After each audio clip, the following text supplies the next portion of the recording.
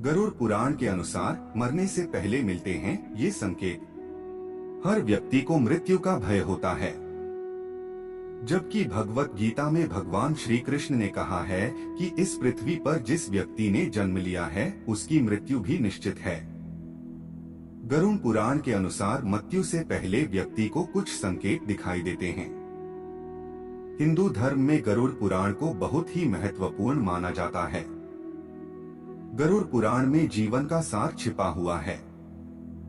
यह सनातन धर्म में मृत्यु के बाद सद्गति प्रदान करने वाला माना जाता है। इसलिए सनातन धर्म में मृत्यु के बाद गरुड़ पुराण के श्रवण का प्रावधान है। साथ ही गरुड़ पुराण में कुछ ऐसे संकेत भी बताए गए हैं जो हर व्यक्ति को अपनी मृत्यु से पहले मिलते हैं।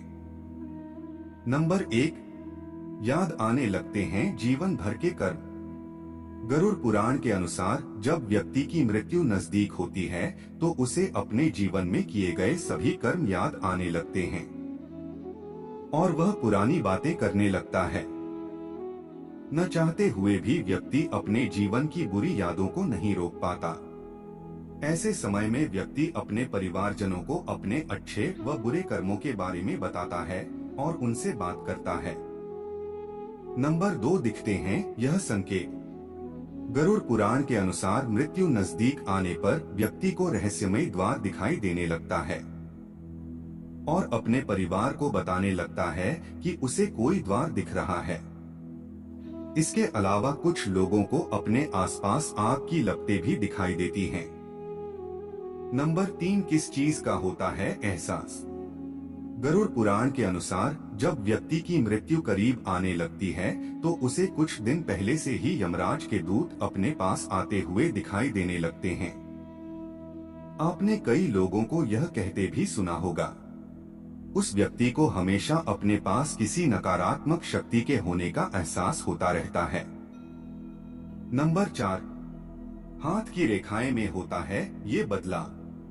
मौत नजदीक आने पर मनुष्य के हाथ की रेखाएं अचानक से हल्की पड़ने लगती हैं। यहाँ तक कि गरुड़ पुराण में बताया गया है कि ऐसे समय में कुछ लोगों के हाथ की रेखाएं दिखनी भी बंद हो जाती हैं। इसे भी मौत के करीब आने का एक संकेत समझना चाहिए। नंबर 5, सपने में दिखने लगती हैं ये चीजें।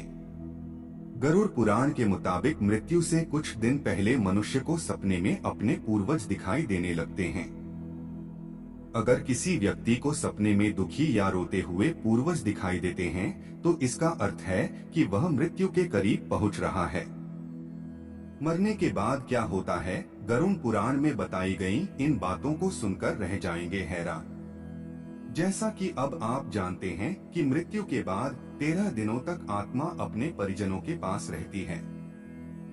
इसलिए उन्हें यह पुराण सुनाने के लिए गरुड़ पुराण पाठ का आयोजन किया जाता है। मान्यता है कि महापुराण के पाठ से मृतक की आत्मा को शांति मिलती है और मोक्ष की प्राप्ति है। साथ ही परिजनों को भी सत्कर्म करने की शिक्षा प्राप्त होती है। गरुड़ पुराण में जीवन और मृत्यु की घटनाओं के बारे में विस्तार पूर्वक बताया गया है। साथ ही इसमें बताया गया है कि कैसे कर्मों को करने वालों की आत्मा मृत्यु के बाद प्रेत योनि में जाती है।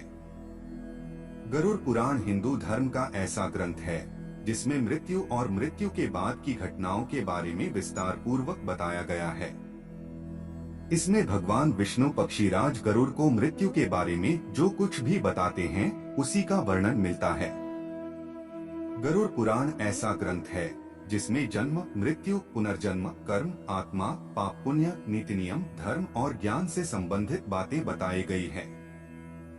साथ ही इसमें मृत्यु पश्चात आत्मा के मनुष्य योनि और प्रेत योनि में जाने के बारे में भी बताया गया है कि आखिर किन कर्मों के बाद आत्मा प्रेत योनि में जाती है। प्रेत योनि क्या है?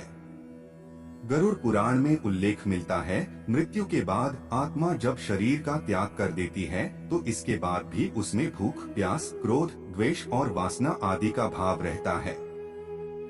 गरुड़ पुराण में कुल 84 लाख योनियों के बारे में बताया गया है।